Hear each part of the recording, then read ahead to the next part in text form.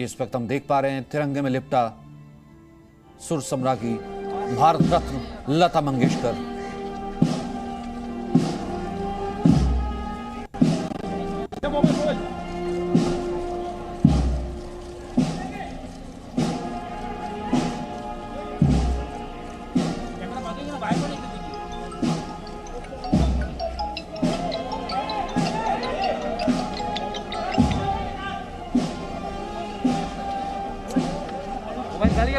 Mobile खाली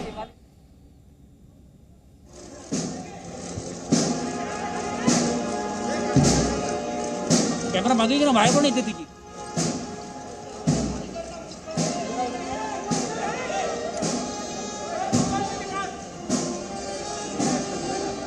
इधर ना क्या कर रहा है बाहर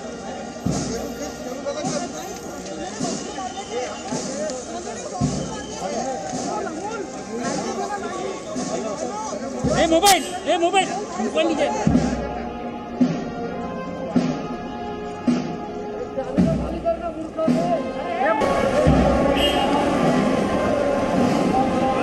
दो नीचे ऊपर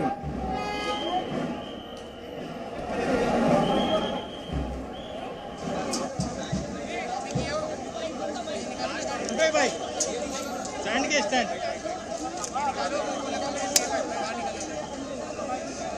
चेयर देना चेयर खाली है ना दादा चेयर देना चेयर है क्या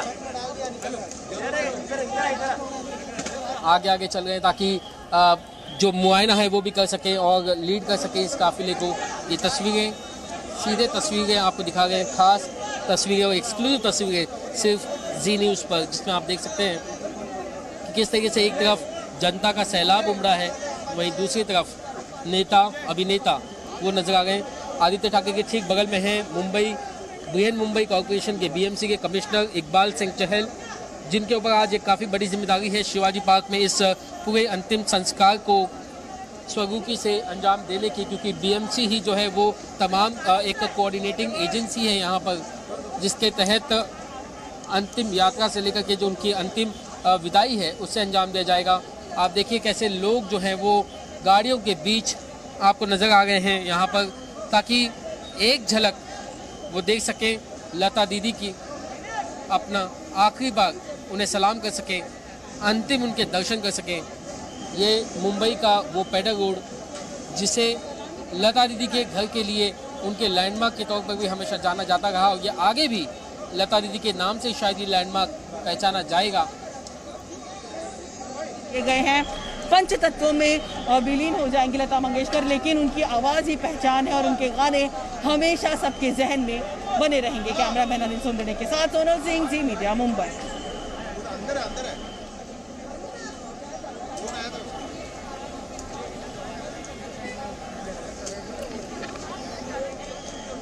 जी राकेश, अब बताइए।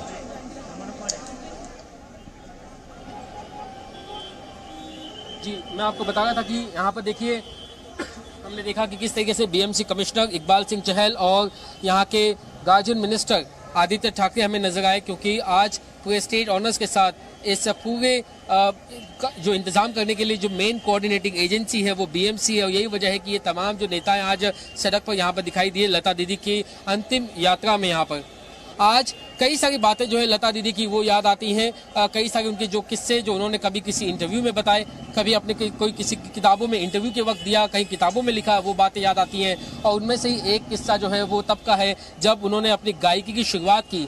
वो बड़ा ही रोमांचक किस्सा है सचिन की, आखिर कैसे 5 साल की उम्र में लता दीदी को गाना सीखने का जो सौभाग्य वो उनके पिता से मिला।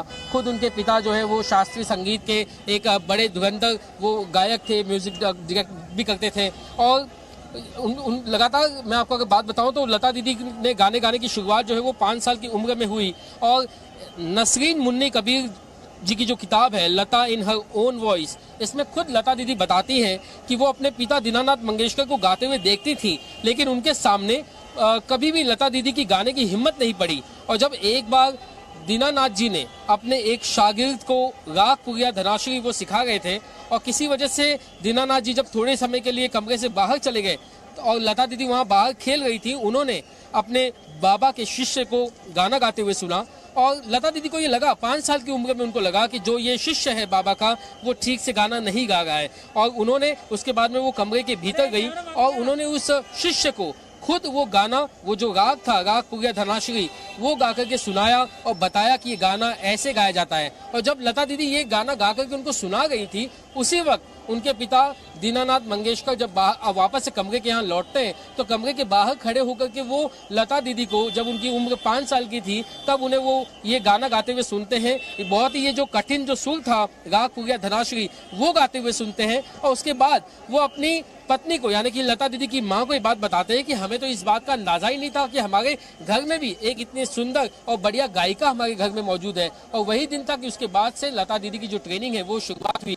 ठीक उसके अगले दिन सुबह 5 बजे लता दीदी ने बताया इस इंटरव्यू में कि दीनानाथ जी ने उन्हें सुबह 5 बजे उठाया और कहा कि तुम अपना तानपुरा उठा लो और अब से जो है तुम्हें गायकी की प्रैक्टिस करनी है, इसकी ट्रेनिंग लेनी है। और उन्होंने उसी राग से जो शुरुआत की, राग पुरिया धनाश्री से, जो उन्होंने पहले लता दीदी ने अपने बाबा के शिष्य को गा करके सुनाया था, उसी धुन से, उसी सुर से जो है उनकी ट्रेनिंग की शुरुआत हुई थी। तो ये वो लता दीदी थी जब उनकी उम्र 5 साल की थी। आप अंदाजा नहीं लगा सकते कि आज से तकरीबन 90 साल पहले 5 साल की एक मासूम बिटिया किस तरीके से इतने कठिन गाने को गाती हैं, अपने पापा को इम्प्रेस करती हैं, उसके बाद में उनकी जो ट्रेनिंग है वो शुरू होती है। और वही बिटिया आगे चल करके दी ग्रेट लता मंगेशकर बनती हैं, भारत रत्न बनती हैं। तमाम जो दूसरे देश के सबसे बड़े बड़े जो सम्मान हैं वो उन्हें दिए जाते हैं और अपने आप में वो खुद देश का एक बहुत बड़ा सम्मान बनती है। तो ये वो किस्सा है कि कैसे लता दीदी जो है उनकी ट्रेनिंग शुरू हुई। लता दीदी की आवाज़ की खासियत की बात करें तो उनकी आवाज़ में एक और खासियत जो थी वो थी उस आवाज़ का लगातार जवान होते रहना, युवा होते जाना। 1961 में आई जंगली फिल्म में जब साइगा बानो के लिए उन्होंने कश्मीर की कली हूँ गाना गाया था, तब उनका स्वर जितना मादक और कमसीन लगा था वो उतना ही उसके 12 साल बाद फिल्म अनामिका में भी लगा था।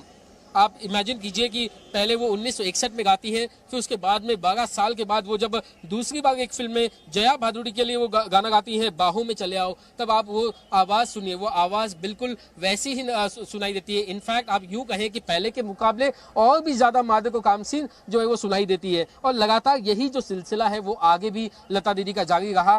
उनके लिए जो उम्र है वो महज एक नंबर थी, एक आंकड़ा था, लेकिन उनका जो सुर था, उनकी जो आवाज़ थी, वो हमेशा से ही वही एक फ्रेश आवाज़, एक युवा लता दीदी की आवाज़ थी। और इसीलिए जो गीत उन्होंने गाया, मेरी आवाज़ ही मेरी पहचान है, वो बिल्कुल सटीक था। वो शब्द जो इतने सटीक थे, जो उनकी पहचान वाकई में किस तरीके से बयान करती हैं। अगर लता दीदी के सुरीलेपन के अलावा हम उनके उर्दू भाषा को लेकर के अगर बात करें तो सबसे पहले इसका भी जो एक किस्सा है वो बड़ा ही रोमांचक है। इसी किताब में ये लिखा गया था कि कैसे लता दीदी को जो है उन्हें उर्दू भाषा के जो बेहतरीन तलफ़ुज़ जो होते हैं उसका ध्यान पहले नहीं था। और उनका ध्यान जो है दिलीप कुमार जी को ये क्रेडिट दिया जाता है कि कैसे the great legend Dilip Kumar की वजह से जो है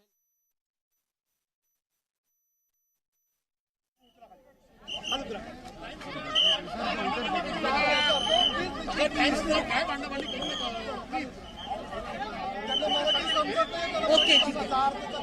आप देख सकते हैं लता मंगेशकर जी का जो पार्थिव शरीर है इसी वैन में रखा गया है और चारों तरफ, मैं खास तौर पर पैडर रोड के इलाके का आपको दृश्य दिखाना चाहूंगी, चारों तरफ फैंस का जमावड़ा हो रखा है, जन सैलाब नजर आ रहा है। आप देख सकते हैं भारत रत्न लता मंगेशकर जी अब हमारे बीच नहीं रही हैं और यही वजह है कि आज उनके फैंस उन्हें श्रद्धांजलि देने के लिए, उनके अंतिम दर्शन करने के लिए यहाँ पर इकट्ठे हुए हैं। आप देख फैन शुरू हो गई है, यहाँ से शिवाजी पार्क के रवाना हो गई है। पैडर रोड का जो इलाका है वो महालक्ष्मी से होते हुए ब्रिज कैंडी के आगे से जाते हुए दादर का इलाका ये कवर करेंगे और फिर शिवाजी पार्क आएगा। आप देख सकते हैं कि जो घर परिवार के जो सदस्य हैं वो इसमें हैं।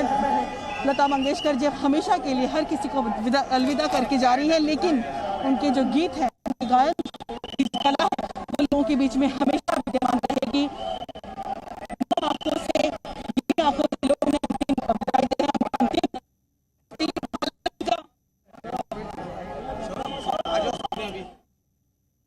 जो है यहाँ विदाई दी जा गई है। आप देखिए इस गाड़ी के ठीक पीछे उनके चाहने वालों का भी एक लंबा काफिला है, उन्हें पसंद करने वालों का काफिला है। लोगों को मैं यहाँ पर हाथ जोड़ करके नमन करते हुए देख रहा हूँ। लोग पैर बढ़ रहे हैं, फूल जो है वो पुष्प गुच्छ से उन्हें जो है अंतिम श्रद्धांजलि दे गए। और ये तस्वीर देखिए, तिरंगे में लिपटा हुआ लता दीदी का तस्वीर, सफेद साड़ी पहने हुए, माथे पर तिलक लगाए हुए, साथ में लाल फूलों की माला पहने हुए लता दीदी, हम भी आपको नमन करते हैं। और ये तस्वीर आप देख रहे हैं, लता दीदी की तस्वीर, ये अंतिम दर्शन की तस्वीर, जिसमें आपको लता दीदी के साथ में आशा भोसले दिखाई दे गई हैं, हाथ जोड़ते हुए जी न्यूज़ के कैमरा पर लोगों को धन्यवाद कह गई हैं।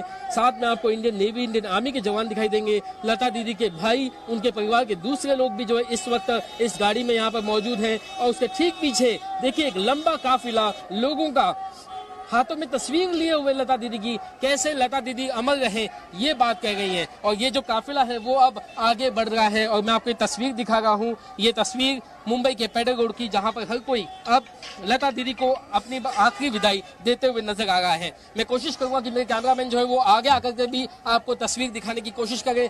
ये दूसरी तरफ से भी मैं आपको तस्वीर दिखाता हूँ। आपने भी शायद उम्मीद है कि लता दीदी के अंतिम दर्शन कर लिए होंगे हमने जो तस्वीर आपको दिखाई उसके जरिए। और इस वक्त मैं आपको इस कॉन्वॉय के ठीक पीछे का हिस्सा अगर मैं आपको दिखा दूं तो यहाँ पर आप देखिए, ये काफिला मुंबई के पेडर रोड से लेके अब ये कैडबरी जंक्शन पर पहुंचा हुआ है। यहाँ पर ये महालक्ष्मी मंदिर का ये जंक्शन है। सड़क के दोनों तरफ आपको भीड़ दिखाई देगी, लोगों का जन सैलाब, जैसे कि मैं आपको पहले बता रहा था, वो जन सैलाब रंग बिरंगे कपड़े पहने हुए, लता दीदी की तस्वीर हाथ में लिए हुए, लता दीदी अमर रहे, इसी आवाज के साथ निकल गई है, लोग सड़कों पे हैं। ये तस्वीर हमेशा याद की जाएगी। लता दीदी की ये तस्वीर ठीक उनके जो पार्थिव शरीर के आगे उनका मुस्कुराता हुआ चेहरे का एक बड़ा सा होर्डिंग, एक पोस्टर, एक तस्वीर, और उससे ठीक पीछे शांत, मायूस, आज गहरी नींद में समाई हुई लता दीदी का पार्थिव शरीर, और उसके ठीक पीछे लोगों का जन सैलाब। और ये तमाम वो काफिला जो अब अपने आखिरी अंतिम सफर पर निकल पड़ा है लता दीदी के,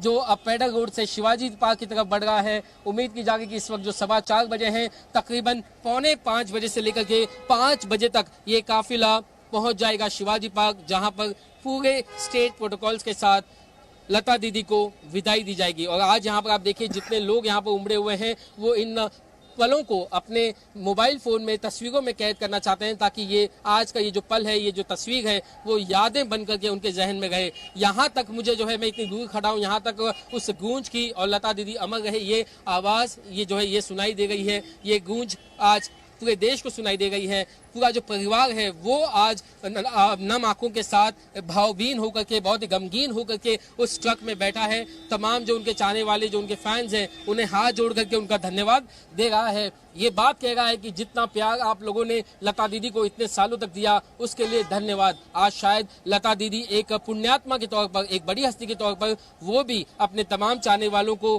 कहीं से भी अगर देख रही होंगी तो निश्चित तौर पर उन्हें भी उस प्यार के लिए धन्यवाद दे रही होंगी। लेकिन आज ये जी मीडिया परिवार भी लता दीदी को नमन करता है, उन्हें श्रद्धांजलि अर्पित करता है और अपने दर्शकों को ये तस्वीर दिखाता है कि कैसे वो भी जो है इस सौभाग्यशाली पल का एक हिस्सा बन सकते हैं, गवाह बन सकते हैं और अपनी चहेती प्यारी लता दीदी को आखिरी बार देख सकते हैं। और बिल्कुल ये बात कहनी आज लाजमी है कि लता दीदी जैसा ना कभी कोई था, ना आगे भी कभी कोई होगा।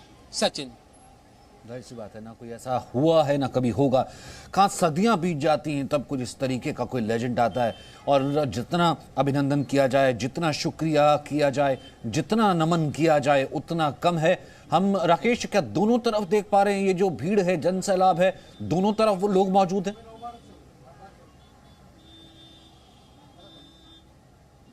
जी बिल्कुल सचिन, पहले देखिए हमने देखा कि जो साउथ बाउंड की तरफ जो सड़क थी वहां पर लोग मौजूद थे। अब पूरी तरीके से जो नॉर्थ बाउंड की जो सड़क है, जो पेडर रोड से जाती है शिवाजी पार्क की तरफ, वो पूरी तरीके से लोगों के साथ जो है वो जाम है। और उसके ठीक पीछे भी अगर मैं आपको दिखाने की कोशिश करूं तो यहाँ पर लोग पीछे भी सड़कों पर खड़े हुए हैं। कुछ लोग ऐसे हैं जो जहाँ है वहीं से तस्वीर लेना चाह रहे हैं, तो कुछ लोग ऐसे भी हैं जो इस काफिले के साथ आगे तक पैदल जा रहे हैं। वो कुछ समय तक जो है आगे पैदल जाएंगे और उसके बाद अपनी गाड़ी से या दूसरे इंतजाम से वो शिवाजी पार्क पहुंचना चाहेंगे, जहां पर आज पंच तत्वों में विलीन होंगी लता दीदी का जो पार्थिव शरीर है, वो वहां पर उसे अंतिम जो क्रियाक्रम की जो विधि है उसमें संपन्न किया जाएगा और पंच तत्व में विलीन किया जाएगा। तो जो लोग हैं वो अपनी प्यारी लता दीदी, उनकी प्यारी लता दीदी के अंतिम दर्शन करने के लिए यहाँ पर उमड़े हुए नजर आ गए हैं।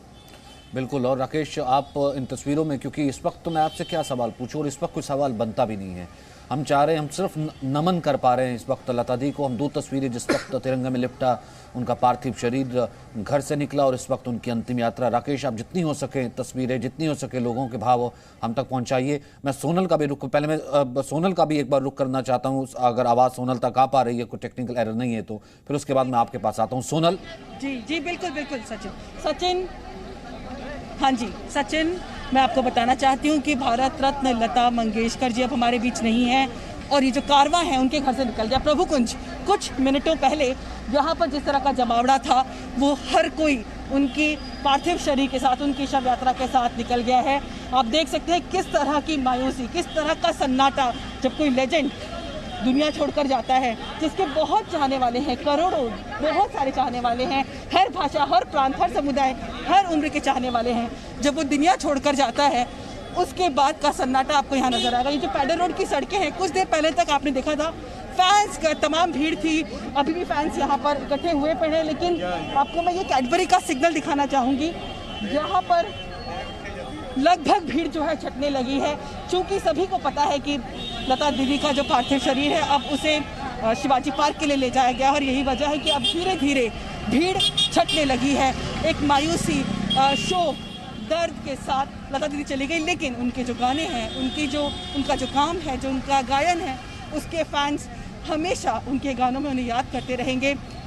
जिस तरह की वो आइडल रही है हर किसी की, हर एंटरटेनमेंट हो, स्पोर्ट्स हो, पॉलिटिकल जो सेलिब्रिटीज़ हो, हर कोई उनके फ़ैन रहे हैं। और यही वजह है कि आज नतमस्तक है समस्त भारत रत्न लता मंगेशकर जी के लिए। और यही वजह है कि उनके पार्थिव शरीर को ले जाया जा रहा है, पंच तत्वों में विलीन हो जाएंगे और उसके बाद सिर्फ हमारी स्मृतियों में, हमारी यादों में ही उनका अस्तित्व रह जाएगा। लेकिन उनके जो गीत हैं वो हमेशा हम गुनगुनाते रहेंगे। और यही वजह है कि लता मंगेशकर से पहले का युग और लता मंगेशकर के बाद का जो music. Presenting B News app available on Google Play and App Store. Download it now.